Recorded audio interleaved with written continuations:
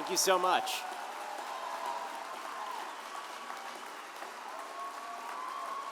Really appreciate it. Thank you so much. Well, it's wonderful to be here. I want to start off by thanking Right to Life Michiana, as well as Hoover Conservative Voices for sponsoring this event. And thanks to all of you for coming out on a night that in Florida we would count as cold. Well, there's been that's very nice of you. Roe versus Wade is dead, guys.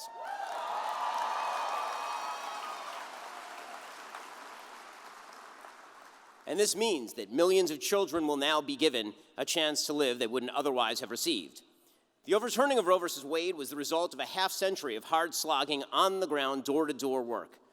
Politically, the pro-life movement spent 50 years prepping the groundwork for the overruling of Roe versus Wade. That involved creating incentive structures for elected politicians to put the issue of life first and foremost. It involved pushing those politicians to prioritize the unborn, because politics isn't just a matter of electing the right people, it's a matter of getting the wrong people to do the right thing. And for 2 generations, pro-life people made their voices heard. They made absolutely clear that their support would be contingent on politicians pledging to protect the preborn. Well, thanks to Roe versus Wade, the legal progress was obviously incremental. Things like the Partial Birth Abortion Ban Act of 2003, or legislative bans on direct federal funding for abortion under the Hyde Amendment, things like that, things that nibbled around the edges. Some states pushed legislation that created waiting periods before abortions, or in-person counseling, or dissemination of information about the risks on abortion or details of the procedure. Both Roe versus Wade in place, there just wasn't all that much that could be done to bar abortion legally speaking. Now, of course, all of that has changed.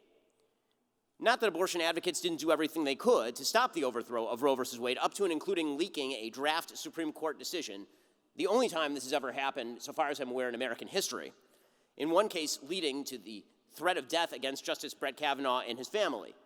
But despite all of those attempts, Roe versus Wade is indeed gone, which means that it is now up to localities and states to protect the unborn, which means that our job just got a lot more vital. It was always a hard job, but there was a barrier in the way of actually getting things done. Well, now that barrier is gone, and that means that this time we can actually save lives. It means that what we do each and every day just became significantly more effective and more important. The Supreme Court is no longer standing in the way, preventing us from doing the things necessary to save the preborn. So a lot of people think that with Roe versus Wade over, the fight is over. No. This is when the fight actually starts. Now, there's reason for optimism. The first reason is really easy. Pro-lifers are, in fact, winning the argument. Pro-lifers have been winning the argument for nigh on 50 years at this point, largely thanks to the rise of new technologies. The ultrasounds today are astonishingly accurate. I saw one fairly recently, showing babies moving in the womb from the earliest stages of pregnancy. Pro-lifers won the argument thanks to the insane rhetorical move by the pro-abortion side fanatics. They went from, when I was a child, safe, legal, and rare, which didn't have a lot of coherence, didn't make a lot of sense, but at least was emotionally resonant, to shout your abortion, which is totally insane and alienates everyone. Because there are very few people who shout in joy about abortions, even people who say that they are in favor of the ability to get an abortion. The truth today is that nearly everybody in America, nearly everyone, is actually pro-life in one way or another. Virtually no one agrees that a woman has an unfettered right the entire pregnancy to kill a baby for any reason. Virtually no one agrees with that position, which means even many people who call themselves pro-choice accept many of the premises of the pro-life movement. Namely, that there is, in fact, an independent interest in the life of the preborn. They may disagree as to when that right starts, but they understand that the only issue on the table is not the right to bodily autonomy for the woman. There's another interest at stake, which means that they are, in fact, pro-life. They're just not pro-life enough. Half of Americans believe that abortion should be legal only under certain circumstances. That is a fundamental rejection of the notion that women's bodily autonomy is the only thing that matters. Another 13% say abortion ought to be illegal under all circumstances. Now again, the media try to push sleight of hand here, suggesting that if you are in favor of, for example, banning abortion after 10 weeks, this makes you pro-choice. Okay, but that is because they are working in a gray area. That is a pro-life position. Again, it's just not pro-life enough. Our job is to push that position back from 10 weeks to 8 weeks to 6 weeks to 4 weeks to conception. That is our job.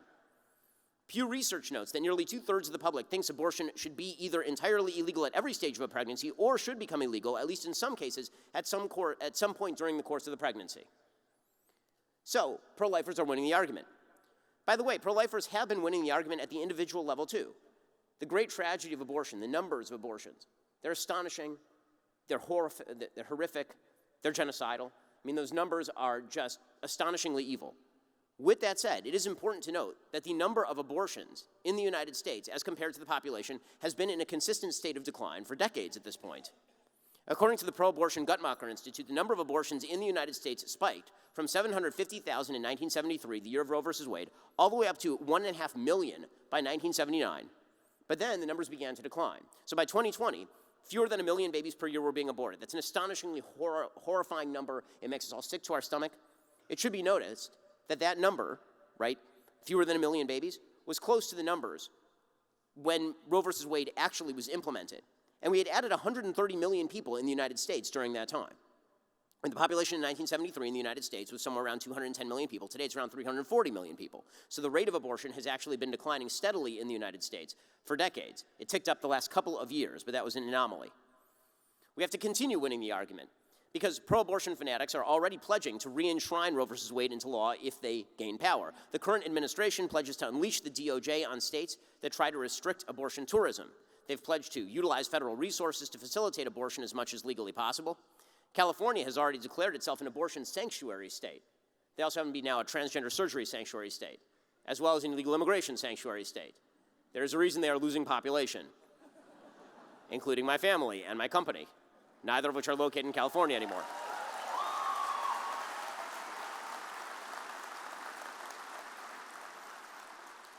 New York has enshrined abortion up till point of birth to the point that Andrew Cuomo, who came into office pledging to do two things, kill all the seniors in New York and grab ass, and he ran out of seniors. Andrew Cuomo lit up the Empire State Building pink, actually, in honor of the law that enshrined abortion as a right up to point of birth. Even Kansas recently rejected a referendum to change the state constitution to allow for protections of the unborn, which means that we have to do more. We have to become advocates on behalf of life, intelligent advocates who are able to make the best available arguments. Now, the best argument, obviously, is in fact the biology. Right? We begin with the facts that a baby's heartbeat starts at 18 days, contra Stacey Abrams, who for some reason seems to think that when you have fetal polls demonstrating a heartbeat, that is not in fact a heartbeat, because the heart doesn't function in a fetus at a very early stage the same way it functions in you or me. Well, guess what? The brain of a baby, like a newborn baby, does not function the same way that your brain functions today. It develops over time, right? Biology is a continuum. That is in fact a heartbeat. That is definitionally a heartbeat. It develops its own closed circulatory system at 21 days. By week 3 after conception, the baby's brain, spinal cord, heart, and other organs begin to form. This is when most women find out that they are pregnant. By week 4, we're looking at the earliest facial features already. By week 7, the baby has toes. By week 9, the baby has begun the development of external genitalia. So pretty quickly here, you're going to be able to tell if the baby is a boy or a girl, or at least we were able to tell that, actually. Now we can't tell whether a baby is a boy or a girl until presumably, like, they die at age 90. And even then, you just don't know. So if we're going to be good pro-life advocates, we should learn to rebut, and many of us already know how to, but it's important to sort of revivify our understanding of how to rebut the most common pro-abortion arguments. I want to go through a few of the most common pro-abortion arguments, and we'll talk about how to rebut these arguments, because in order to win the battle, you're going to have to win the argument. And the first one is, of course, the idea that abortion is a right. Well, obviously, it isn't. As the Supreme Court recently declared, it is absurd to find a right to abortion in the Constitution of the United States. That's what Justice Alito wrote for the majority. Quote, "The Constitution makes no reference to abortion. No such right is implicitly protected by any constitutional provision. It is time to heed the Constitution and return the issue of abortion to the people's elected representatives." And one of the great lines in constitutional history. Okay, whenever you hear members of the media use the term, the right to abortion has been withdrawn, there was never a right to abortion. It never existed. That was a lie.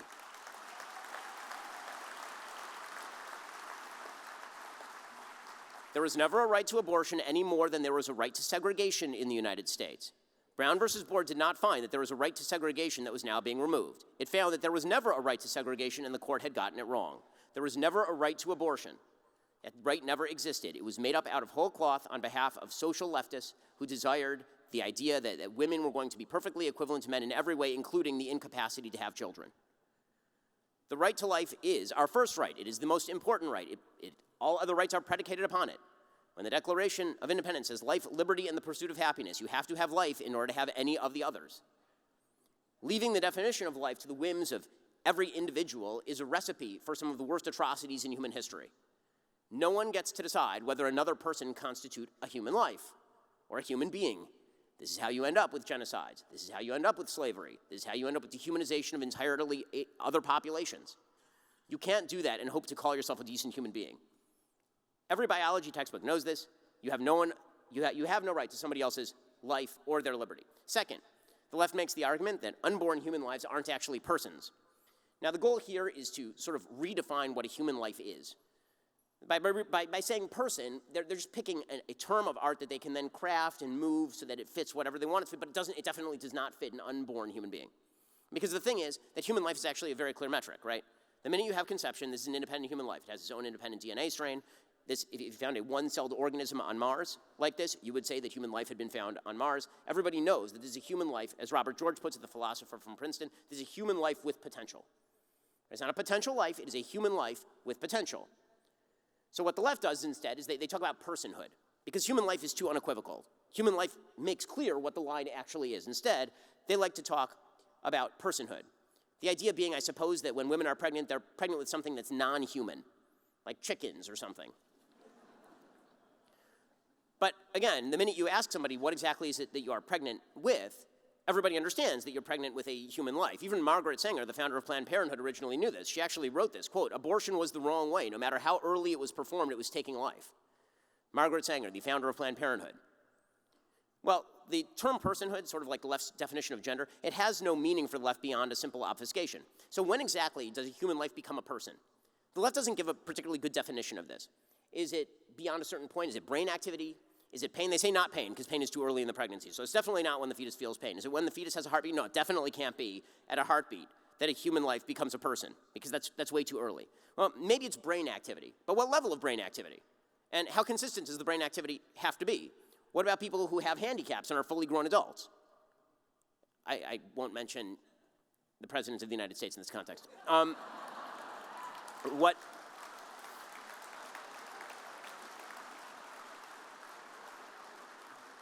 What about viability, right? They like to use the standard viability. Once a human life is viable, then suddenly it's a person that's worth preserving. But here's the problem. I have 3 children, 8, 6, and 2.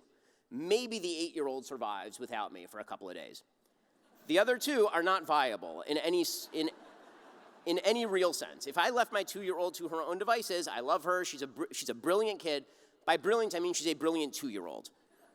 Okay, which means that she's able to use the toilet properly. Newborn babies are not viable in any real sense. If you left a newborn baby out on the table for literally a day, the baby would die. Like this idea that viability is a hard line that's drawn once the baby is out of the womb, or it can survive out of the womb without the mother. Well, maybe with machines, maybe with resources being given to it. So what is the difference? The viability line, it makes no logical sense. One of the ethicists who actually acknowledges this is a pretty terrible ethicist named Peter Singer over at Princeton University. Right? He says it's pretty obvious that this is a human life, and you really can't draw a line. There's really no line to draw. So he has a solution. He says human beings can be killed if they lack rationality, autonomy, and self-consciousness. And then he takes that to its logical extreme, right? He actually takes that to the end point. So good for him for saying the quiet part out loud. He says killing a newborn baby is never equivalent to killing a person. That is a being who wants to go on living, which is at least consistent, right? I mean, he says that you can basically, for the first couple of years of life, decide that you don't like your kid and toss your kid in the garbage can. Because after all, that kid lacks rationality, autonomy, and self-consciousness. This would also presumably mean that if somebody is hooked up to some sort of device upon which they are dependent, say an iron lung, there's no autonomy, so presumably that person could be killed, right?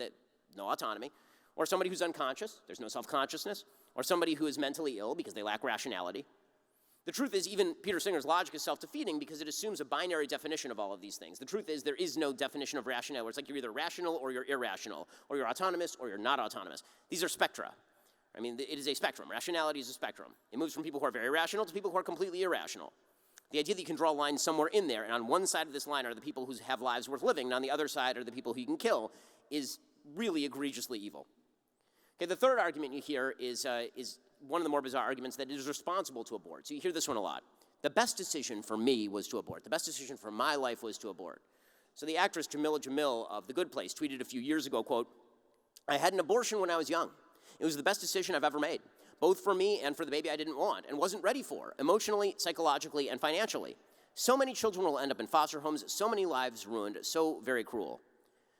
I'm pretty sure it wasn't the best decision for the baby she didn't want. I have a feeling about that because she killed it. And I know very few people in whose best interest it is to die. And that's a very limited class of human beings. The idea that you should not have a baby because you're quote unquote not ready for it is absurd. And you know who else is not ready to have a baby? Any human. Literally any human. Right? Anybody who says that they're ready to be a parent has never had kids.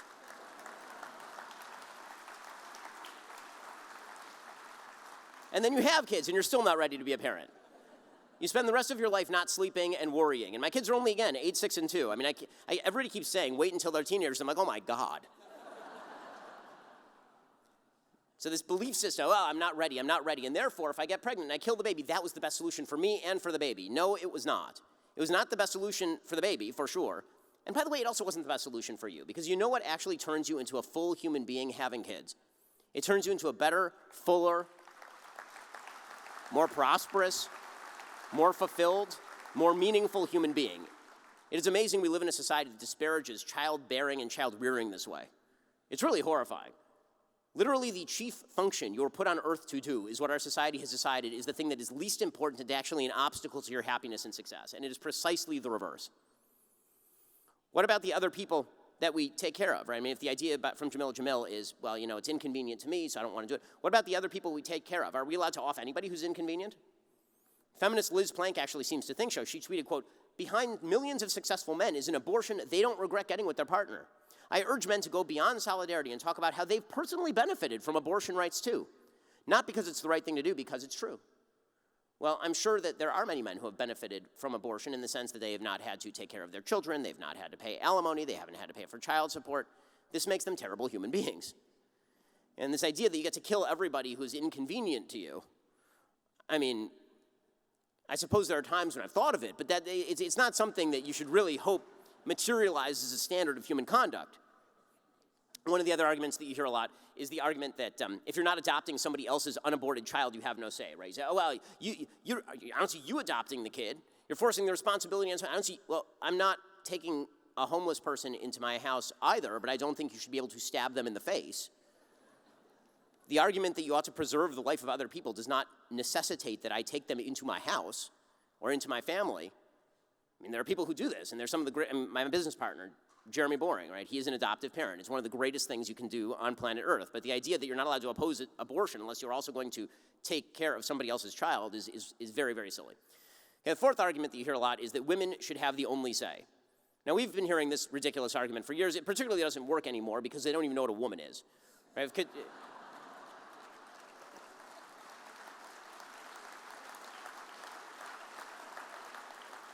Ketanji Brown Jackson was literally asked in her Supreme Court hearing what a woman was. And she was very historic, we were told. She was so historic. She was the most historic person to ever historic.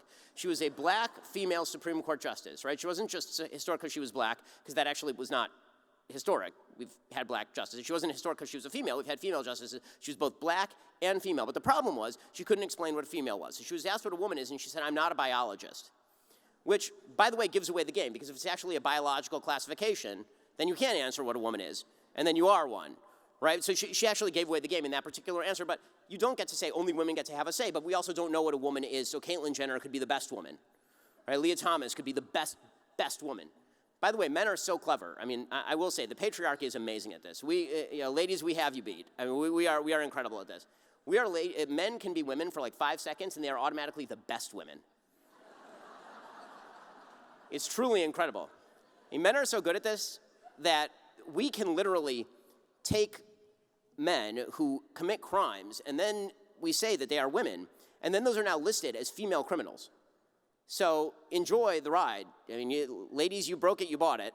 So the people who say that women should only have a say on abortion, of course, don't count the 9 men who decided Roe, right? Those were the good guys. What they really mean is that you're only allowed to have an opinion that agrees with the left. And if you're a pro-life woman, you don't count. You're a fake woman. You're a fake woman. The real women are the ones with penises. You're a fake woman if you don't actually agree with the pro-choice position. It is also worthy of note that when we talk about women having a say, women do have a say. In nearly all cases regarding abortion, women have a say when it comes time to choose whether to have sex with a person and get pregnant. Okay, this notion that every pregnancy is some sort of bizarre miracle where you're just sitting there and boom, you're pregnant is ridiculous. The vast majority of women who end up seeking abortions did not slip and fall on a penis. That's not the way this worked. There are exceptions to these rules, obviously. There are women who are not responsible for their pregnancies, and these are very often tragic exceptions, right? Things like rape and incest. But what the left has done is obscure the simple fact that, yes, sex happens to be connected with procreation, not just in humans, actually. I know this comes as a shock to everyone, but it turns out that huge numbers of animals do this thing called sex, and then they have babies from it. It's totally crazy. It turns out that all mammalian species are sexually dichotomous, and that when they engage in sexual activity, procreation may result. I know, this is just mind-blowing. It's absolutely mind-blowing, but we're supposed to pretend that it's... So this means that women have never had a choice anywhere along the line. They've been deprived of all choice, except for, the choice that all people have had for all of human history, whether to engage in an activity that will have a probability of producing a child. Which, by the way, is, again, not a bad thing. Like, it's good to produce children. Children are good. They're nice. They're cute. Even when they're annoying, they're cute. And the fifth argument you hear gets to the exceptions, right, to this, which is rape and incest. Rape and incest comes up a lot in these conversations. The reason it comes up a lot is because the left does not like to, the pro-choice left does not like to argue the actual vast majority of the cases. What they like to do is they like to argue from the statistical fringe. Now, cases of rape and incest are tragic. They're horrifying. People who engage in rape should be castrated or killed. People who engage in incest should be castrated or killed. That is a separate question, morally, from what to do with the product of the conception. Right? Just because one wrong has been committed does not mean that the product of that wrong also ought to be killed. If that product has an independent right to life, that right doesn't go away just because of the circumstances of the conception. That doesn't mean that it's not tragic. It is tragic. It's horrifying. And we should all be empathetic to all of that. But that doesn't change the math. However, when people argue about rape and incest, they're not really arguing about rape and incest, and we should all recognize this. Because the first trick you can use when you talk to people about rape and incest, you can say, okay, let me grant your premise. Let me say this. If I say to you right now, I'll make you a deal, right now, handshake deal. I will allow abortion in cases of rape and incest, and that's it. Right? Those cases, fine. No other cases. Will you go for that? And of course, they'll say no. He said, so you're not really arguing about rape and incest. You're just picking the cases that are most emotionally difficult to defend the life position in order to obscure the 98% of cases that actually exist in the world today.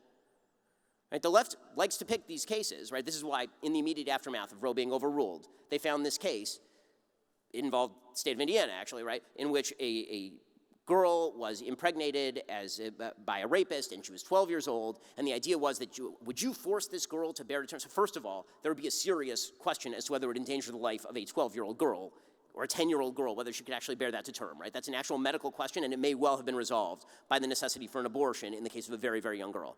Right? And I don't know a single pro-lifer, contra the public opinion at the New York Times editorial board, pro-lifers agree that if a mother's life is actually endangered, right? These are vanishingly few cases, but if a mother's life is actually endangered, abortion is an appropriate response when a mother's life is actually in danger. Okay. However, what the left likes to do is they like to pick the fringiest of the fringe cases statistically, and then they like to use these as a substitute for the mainstream argument. And that is illogical and it is foolish. Okay, the other argument that you like to hear a lot is, but it's my body, right? This is the libertarian bodily autonomy argument. And the argument goes something like this. Sure, I'll admit, an unborn baby is a human life.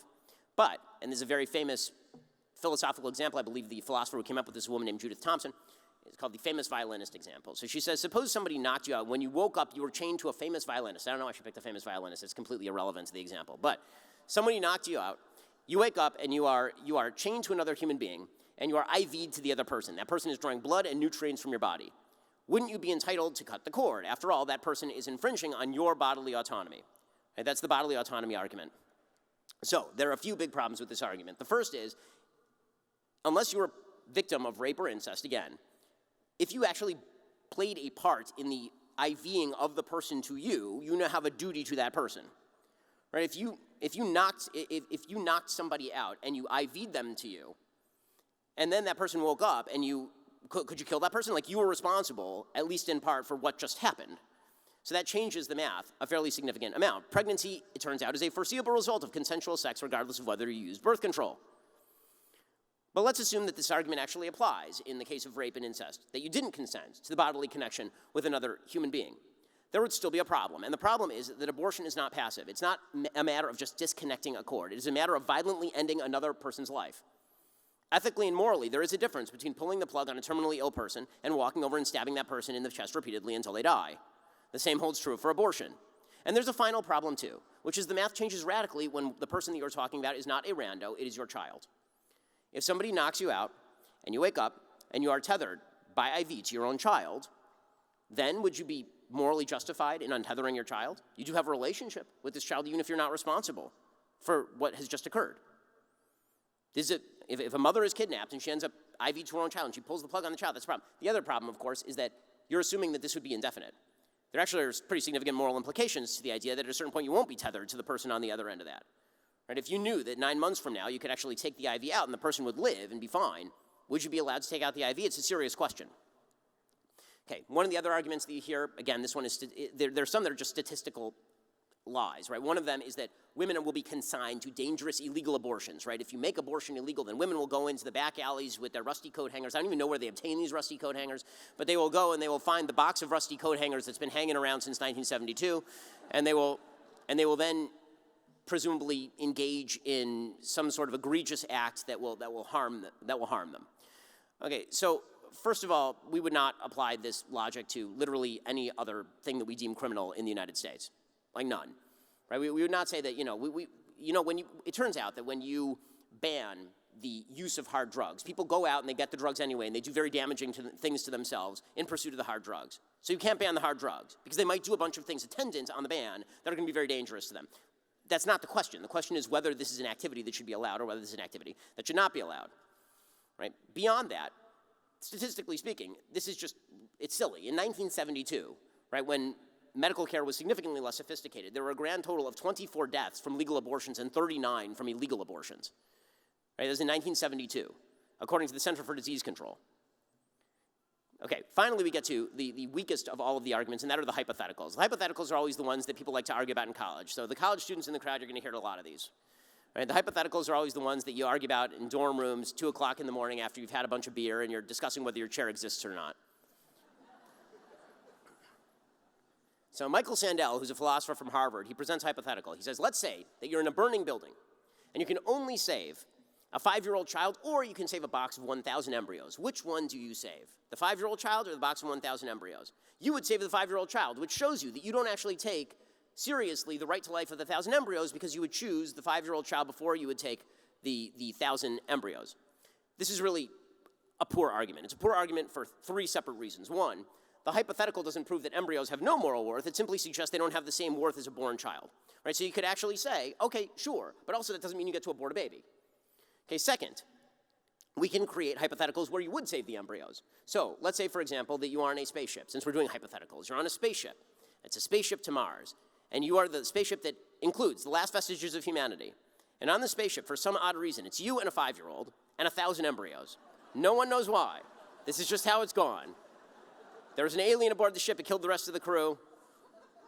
And it's just you and a 5-year-old and 1,000 embryos. It's the plot of Alien, except with 1,000 embryos.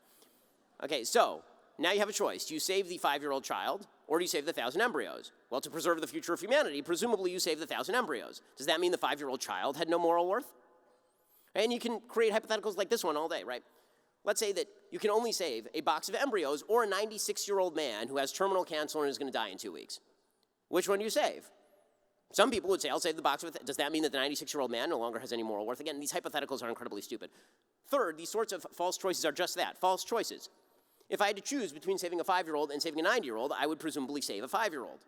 However, that doesn't actually mean the 5-year-old is worth more, and when you're doing an abortion, you're not choosing between these 2 things. You're choosing whether to just kill one thing. The choice isn't, here's a 5-year-old, shoot him or have an abortion. No, that's not the choice. The choice is, should you kill the baby that is inside of you? Does that baby have a right to life? Okay, bottom line here is that the arguments for the pro-choice side are incredibly weak. And because they're incredibly weak, the left has to say them over and over and over and very, very loudly, and they have to use intimidation tactics to scare the living hell out of people. They have to suggest that all of these circumstances are probably going to befall you or your family, that women can't survive, that women's equality relies on abortion. Right? This is the big, big argument that you like to hear from the left. The final kind of last gasp argument is women cannot be truly free and prosperous without abortion, which belies all of human history, all of it. Women are freer, women are happier, women are more fulfilled when they have babies. how this has become a controversial proposition in America is beyond conception. It truly is. And there's no future to a civilization that believes this. So if we actually wish to have a civilization, we're going to have to fall in love again with the idea that man-woman baby is a good thing, and that women having babies is an active good. In fact, the highest active good.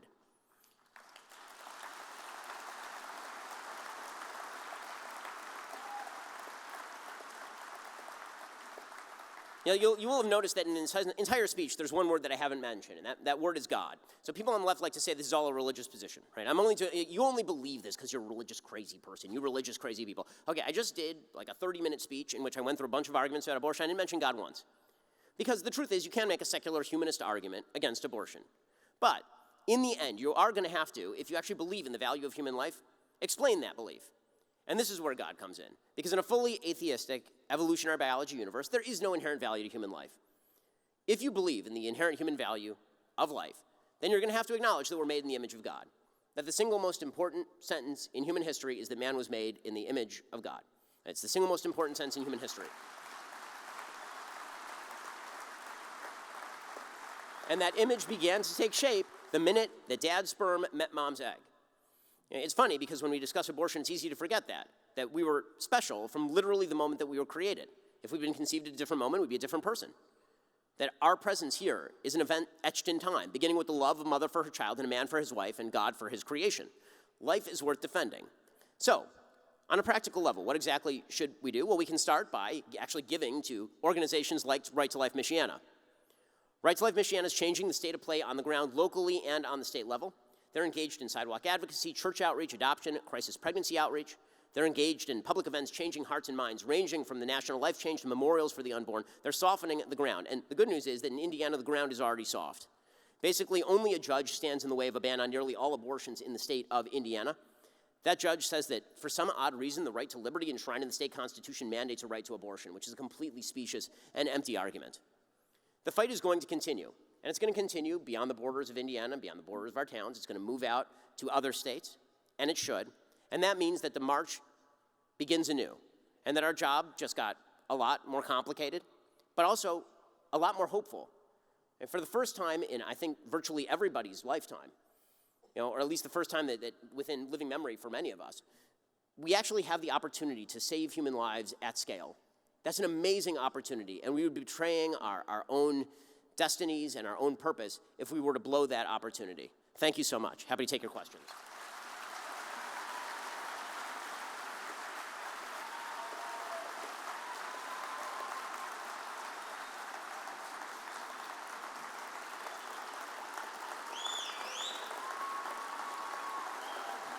Thank you.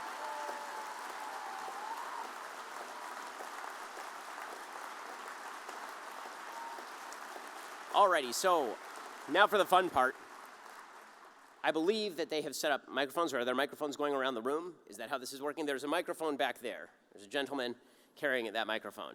If you would like to ask a question, do you guys want people to stay in their seats and you're going to go to them? Or, okay, fine. So raise your hand, and the one man with all the power, with the conch, will bring you the microphone, and you can ask your question.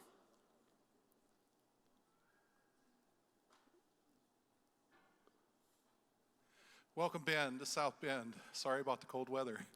And congratulations on your Jeremy Razor naked face.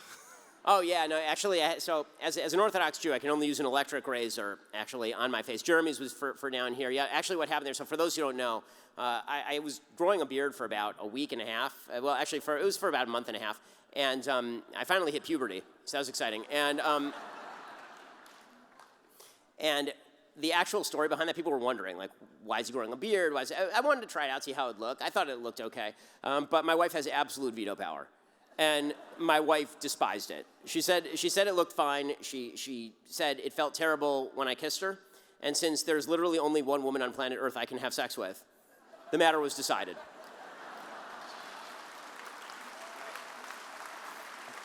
Steve Walsh would be betrayed. So I wanted to ask you what, regarding your Jewish faith, what was one of and your parents, you've mentioned them on your blog or on your podcast very often. I was wondering what one of the things was that you feel you learned from your parents that helped shape you as you went through your career and your podcast, and perhaps maybe something you think that you disappointed them with? One thing, I'm sorry, the last part. Something that you may have disappointed them with. Oh, something I've disappointed my parents with? I'm sure I've disappointed my parents in a myriad of ways. The truth is, I'm extraordinarily close with my parents. My parents and I have lived literally within a mile of one another for my entire life, with the exception of a couple of years in law school. So my parents live within a mile. My parents-in-law live within a mile. We're very lucky. We have an entire support structure that we've been able to build, and I'm extraordinarily tight with my dad and my mom. As far as one thing they've taught me, I mean, there's no way to boil it down to one thing that they've taught me. I think that the most important thing they taught me is that whatever you do, you're not doing for you. You must be doing with a higher purpose in mind, and that's the only thing that can keep you sane in a job like mine. Is recognizing that none of this is about you. It's really about the ideas that you're expressing. I'm very lucky to be able to do what I do for a living. I'm able to say things that I think are true, and people listen to me, which is an absolute honor. Right? It's an opportunity beyond the opportunity given to most people, and that means that comes with tremendous responsibility. And that's something that my parents really, particularly my dad, but both my parents really kind of grilled into me. As far as areas where I've disappointed them, I mean, I talk to them on the phone sometimes. I'm really bad with the phone. I don't need to talk to them all that much on the phone because they're over at our house a lot, but my mom particularly, I think, would probably prefer if I called my sisters a little bit more frequently. Again, as stated, I hate the phone. I despise it, and I wish to smash it with a hammer. Hi, my name's E. Michael Jones. I'm the editor of Culture Wars magazine. I've been involved in this fight for over 40 years.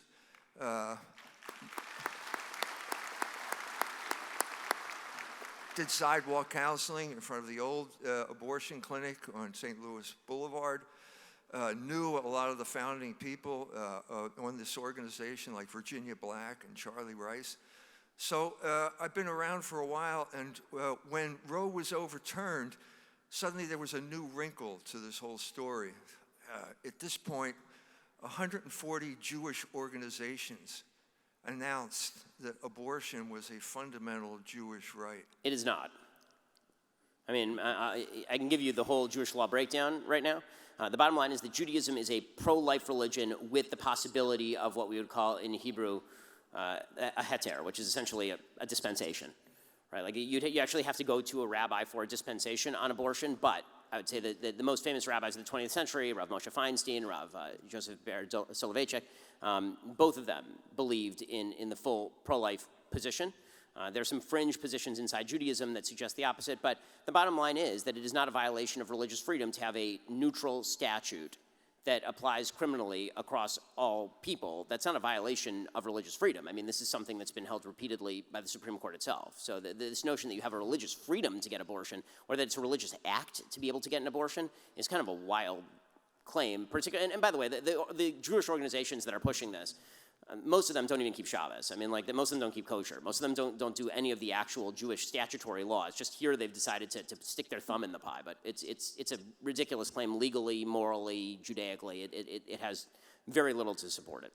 So are these 140 Jewish organizations wrong when they say that? Yes, they're dead wrong when they say that. And why is it that so many of them say that then? Because the vast majority of Jewish organizations don't know anything about Judaism. I mean, honestly, this is a question that I get more broadly a lot of the time. The question I get more broadly a lot of the time, and this is really more about voting. They'll say, why do so many Jews vote liberal? Why do so many Jews vote in favor of anti-religious positions? Why do so many Jews support gay marriage? Why do so many Jews support abortion? And the answer is because the vast, vast, vast majority of Jews are non-observant in any way. It's like asking, self-identifying as a Jew doesn't actually mean that you practice Judaism in any sort of serious fashion. It's sort of like asking people if they were born Catholic and then polling Catholics. Right? There are a lot of people who were born into a Catholic family and no longer practice Catholicism. So if you ask a lapsed Catholic about their perspectives and then you attribute that to Catholicism, you'd be making a fairly large category error. This happens with Judaism all the time, because the truth is that if you look at the Orthodox community that takes seriously Jewish law tends to vote overwhelmingly to the right and tends to be significantly pro-life. One more. Okay, from a practical point of view, these cases are now going through the courts. where they're saying that if you prohibit abortion, you will prevent Jews from practicing their religion.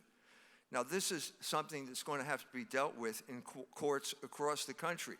Are you arguing with Jewish organizations here? Are you trying to convert them, or are you just coming here to try and preach to the choir? I mean, am I talking to the non-Orthodox Jews and telling them that they're wrong? Yes, literally every day. I mean, yes, all the time.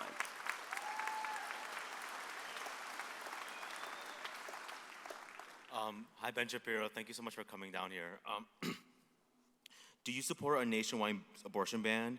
And do you think it would be successful, like, overall? And do you think it would pass the House and Senate if Republicans take control of the presidency and both houses of Congress? And also, as a lawyer, you know, you've been to law school. So do you think there could be any reasoning of the Supreme Court actually striking that down? Like, I think that, okay, so I'll give you the moral answer and then I'll give you the legal answer. So the moral answer is, sure, I would support an abortion ban. Sure, I would support a constitutional amendment to ban abortion. Banning abortion is a priority. On a legal level, will a national abortion ban passed by the Congress of the United States and signed by the President actually be effectuated? I have serious doubts that it will be. I think that the Supreme Court made pretty clear, particularly Brett Kavanaugh, made clear in his concurrence in this particular case that there were certain things that were not going to be touched, and one of the things that he sort of suggested is that this was not going to become a federal issue. He was not going to, the Supreme Court would have this thing relegated back to the states, and if you actually wanted this to become a federal issue, then you would have to do it through constitutional amendment. From a constitutional point of view, the truth is that that makes a lot of sense, because all of these sorts of laws are intrastate. They are not interstate. And I know that we see the federal government, again, I'm putting aside the moral question. The moral question, I would do whatever it takes. On the legal side, which is what you asked, on the legal side, the federal government has delegated powers. The delegated power of the federal government does not include intrastate criminal law. Right? There has to be some sort of interstate conduct that is being regulated by the federal government. I know we've forgotten about all of these things because the Constitution is a dead letter when it comes to so many politicians and how people speak about this. But from a legal perspective, I think that's right. The other thing that's worthy of note here is that I tend to be a big believer in the idea that conservatism has to happen, leftism has to happen top down. It has to be crammed down on everybody. It has to destroy local institutions. Conservatism has to be built ground up. That the way that you actually win is exactly what the pro-life movement has been doing for the last 50 or 60 years, and that is you consolidate your gains at the local level, then you move them on up to the state level, then you move them on up to the federal level. And the idea that if you pass a nationwide abortion ban, that 2 years later there won't be a Democratic Congress that's coming in and then immediately striking that down and reversing everything. You don't want this at the federal level because, again, just on a practical level, Democrats will come in and they'll re-enshrine Roe. Republicans will come in and they will reject that. It'll be what happened with the Mexico policy, right? And this happens literally every administration. Every administration for my entire lifetime. Republican administration comes in, no federal funding for foreign abortion. Democrat comes in, restores funding for abortion outside the country. That will happen at the federal level. What you really want to do to make sure that it doesn't end up being a federal issue in which the state of Indiana can't do what it wants or the state of Texas can't do what it wants. Let's do what we can do at the most practical level, and then let's build the momentum for a time when there is broader support for pro-life legislation that will be durable and that will last longer than a year and a half.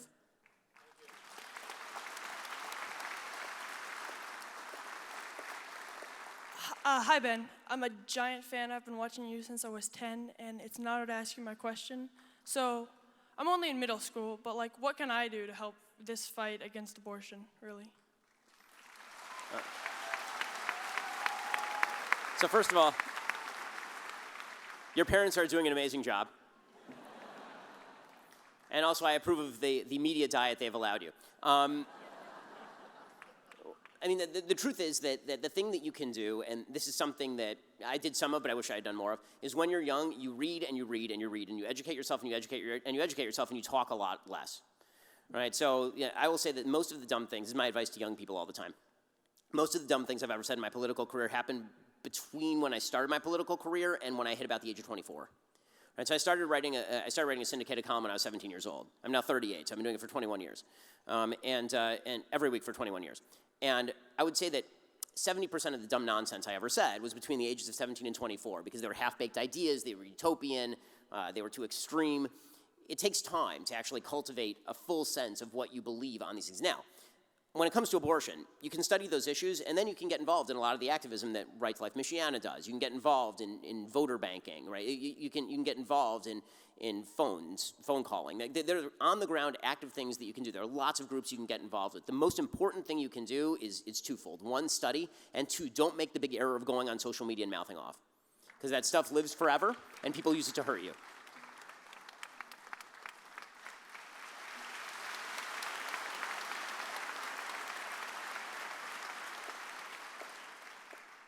Hi, I'm Mira. I have two questions. One of them is, how can a Jewish person help in the long run? And the other one is, what's your opinion on how much a woman needs to do during the pregnancy to protect the life? Like, should she not drink? Should she take prenatal vitamins? How much pregnancy should she do? Okay, so, I mean, as far as what Jews can do to be involved, I think one of the great change, and this is sort of, somebody was asking earlier, criticism for the Jewish community. I mean, I have plenty. You should check out my career. But it is what we would call in Judaism a shanda. It is a shame that many of the core issues that Judaism was meant to promote, Jews have not been promoting. It is a shame, and it is a blown opportunity. If Jews were meant in the Old Testament to be a light unto the nations, then failing to actually perform that duty is, in fact, a signal failure and something that needs to be corrected. And so I've been a big advocate of Jews becoming louder and prouder in standing for godly values. I think it's deeply important. As far as what women should do during pregnancy, I mean, I think that they should be as healthy as they possibly can on behalf of the baby. And when my wife has been pregnant, for her, she takes her prenatals, she exercises, she eats healthier, she does not drink. I mean, that does seem to me a core responsibility, because you should act like, once the child is born, you're going to be responsible for the kid. You're responsible for the kid while the child is developing, and it's a pretty significant developmental time for the child.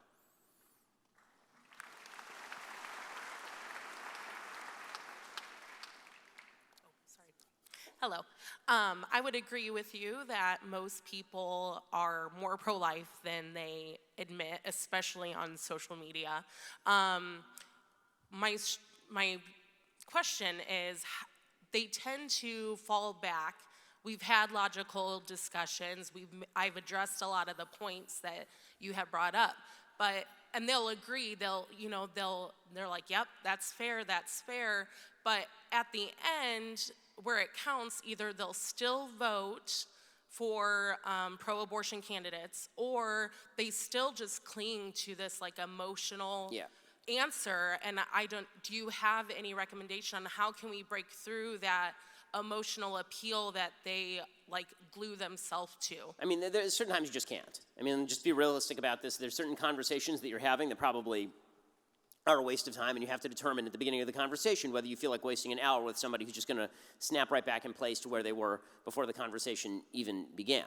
There's some conversations that you have in order to convince somebody else. There's some conversations you have in order to sort of practice your points, maybe hear an opposing point of view and learn more about how to defend your own position or maybe change your own position.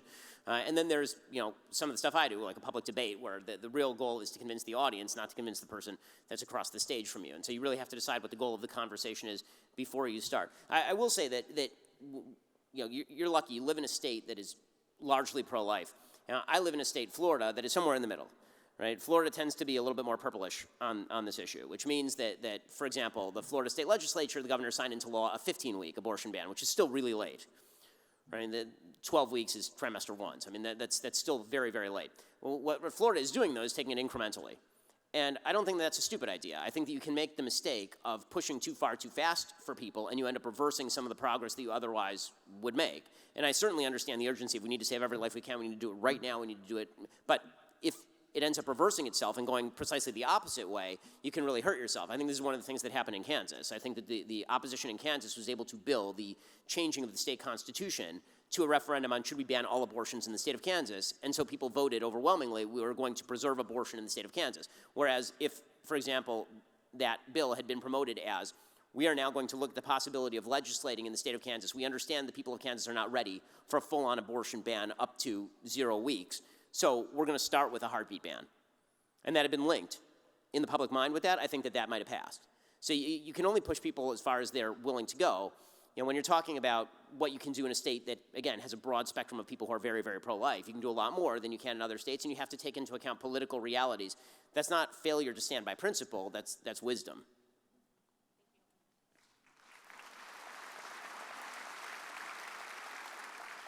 Hi, Ben. I recently graduated from college, and I'm hoping to go back in a few years to study law. While I was studying for my undergraduate degree, I made a lot of friends who I later learned were pro-choice. When I go back to school, what do you think is the best way to open a dialogue with friends who may be pro-choice? Well, I mean, first what we should probably do, you take an air horn and then just say, Roe versus Wade is done. You just blow that as loud as you can. I mean, the answer is that unless you feel like leading a conversation with that, which is a real weird conversation opener. You haven't seen somebody in 4 years like, hey, guess what, guys? I got to talk to you about something. It's abortion. Like it's not, I mean, when it comes up, I think that if your friends are unable to take the fact that you are pro-life, then they're not very good friends. I think that's the first thing to recognize. And then I think you can have open and honest conversations with them if they're capable of having those open and honest conversations. So, there are a lot of people out there who want to have surface friendships. It depends on the kind of friendships you want to have. I have a lot of acquaintances, people who I wildly disagree with on politics, and that's the stuff we talk about. We don't talk about this stuff, right? We talk about sports, or we talk about TV, or dumb stuff. But then there are people who I disagree with, and we're able to have kind of complex, interesting conversations on these topics, and I find those conversations worthwhile. You have to decide what kind of friends you had and what kind of friends you want to have.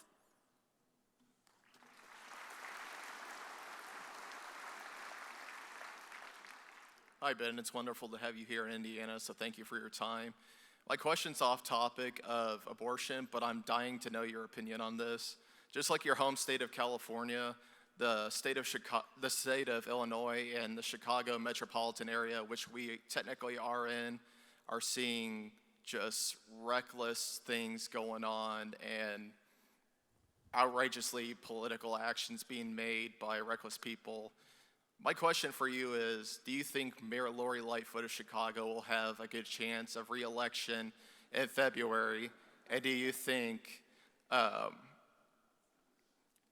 Chicago is on its way to becoming the next Detroit? I think Chicago is very well on its way to becoming the next Detroit, but I think that's true of half a dozen major Democratic cities, ranging from New York to Seattle to Los Angeles to San Francisco. I think Democrats are very good at turning thriving Detroit into completely empty, boarded-up homes Detroit. They're very, very good at this. So, yeah, I mean, Chicago's a disaster area. Is she going to win again? I mean, it depends who is running against her. We're seeing a really fascinating race in my old city of Los Angeles, right? Rick Caruso, who is a Republican. He's pretending he's not a Republican, but he's a Republican.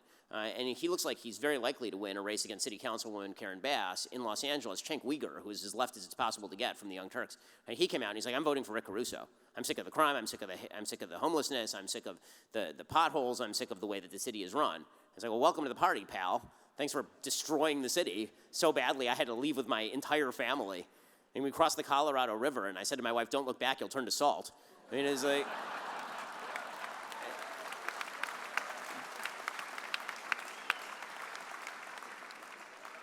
The Babylon Bee had a really funny piece about this. It was like a picture of me parting the Colorado River and leading the people forth.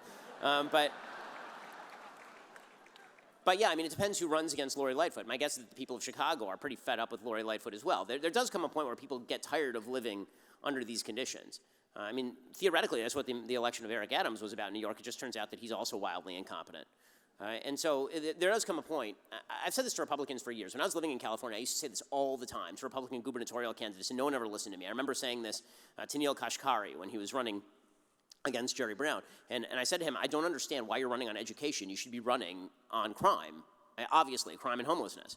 And Republicans, no, we're not going to. And then, of course, it gets so ugly that eventually they run on that basis. So could you see a backlash? Sure. I mean, my sleeper pick for this particular election, actually, is I think that Kathy Hochul has a good shot of going down in New York against Lee Zeldin, specifically because of this kind of stuff.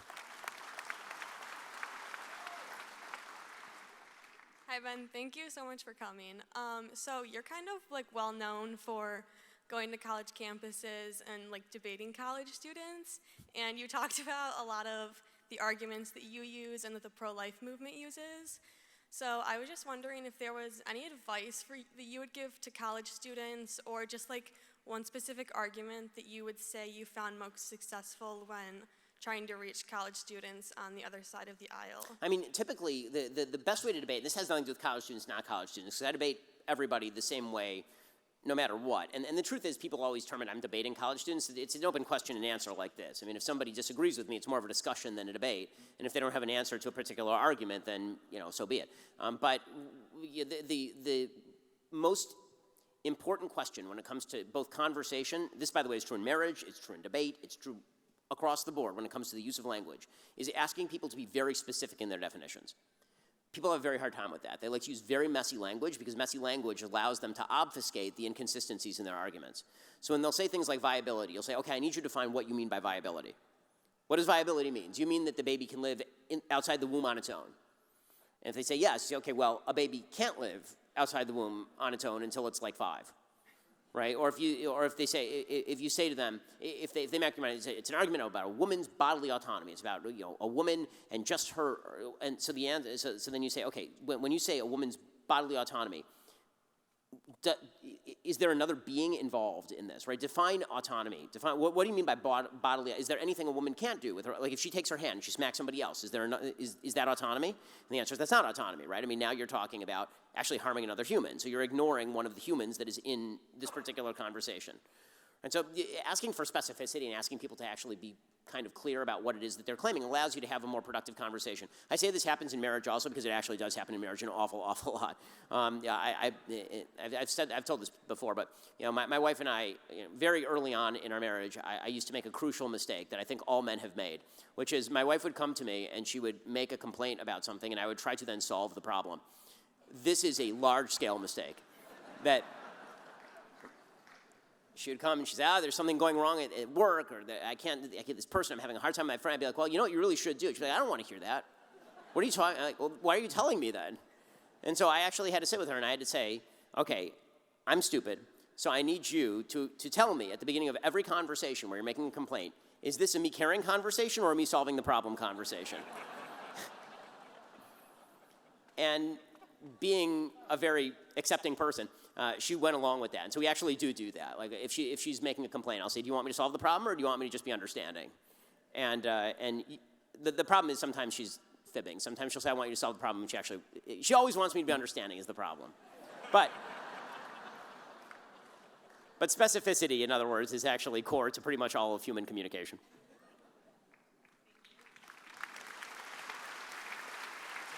I believe this is the last question. Okay. Hi, Ben. Huge fan. I'm an all-access member on Daily Wire. Oh, thank you. I appreciate it.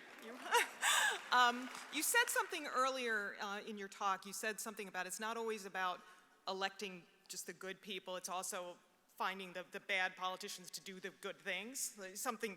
It's about making creating incentive structures so the wrong politicians do the right things. Right, yes. Thank you. Mm-hmm.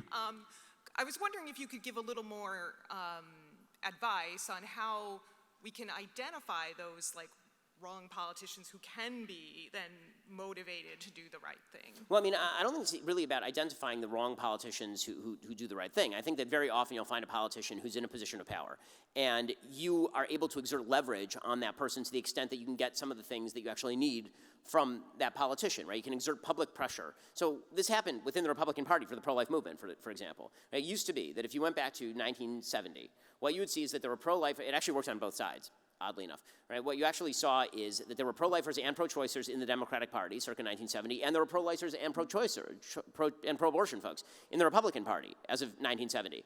And after Roe, the pro-life side of the aisle exerted, because these were in red states, enormous pressure on everyone in the Republican Party, all of their elected officials, even pro-choicers, that they had to move.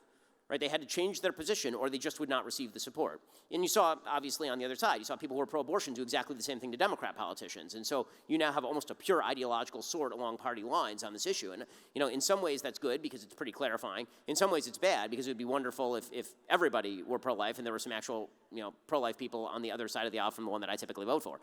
But you can, in fact, exert pressure to get politicians to do things that you don't want. This happens on a routine basis, right? You remember in 2006, George W. Bush and the Republicans were pushing immigration reform. It was an immigration reform a lot of the base really did not like. And so the base really sounded off. They said, we are not going to go along with this. If you do this, we are not going to give money to you. We're not going to vote for you. And a bunch of these politicians then backed off. So the answer is politicians are answerable to their constituents. Making them do the right thing is up to us. This is why it's the easy game when it comes to politics is blaming the politicians. Oh, my politician's corrupt. If only there were better people in office. Schmucks have been in office for literally all of human history. And because the truth is that politics is, if you worship politics, this is a broader point about politics. If you worship politicians, we have a tendency in this country and all others to sort of worship politicians. It is a form of idolatry, particularly in democratic countries, because in democratic countries, what you're actually doing is you are creating an idol and then worshiping it. You are literally electing this person because you crafted them of your own hands, and then you are worshiping that politician. You're angry at the politician when it doesn't do what you want it to do. But that's why you should be answerable to a set of higher, we all should be answerable to a set of higher values, and the politician should be a plumber. You delegate him to go fix the toilet. And if he doesn't properly fix the toilet, then you fire him and you get another plumber to fix the toilet. We have an unfortunate tendency in the modern era to suggest that the politician can't just fix the toilet, he's capable of fixing the earth. And that, of course, is untrue. Right? The fact is that only God can fix the planet if and when he so chooses. All we can do is hope to incrementally move the ball forward in the right direction by doing the things that he wants of us and the decency that he requires of us. Well, thank you so much. I really appreciate it. Thank you.